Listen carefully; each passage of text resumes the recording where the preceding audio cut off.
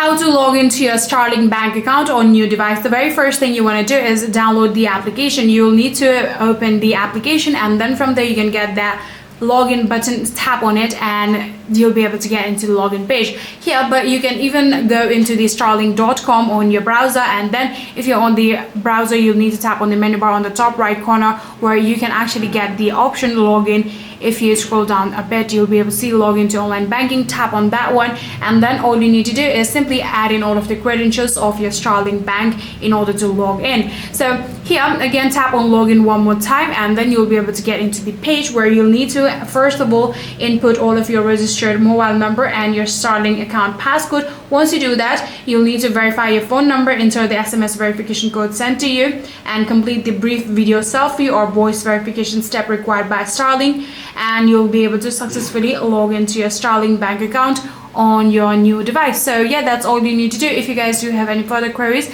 please let me know in the comment section down below.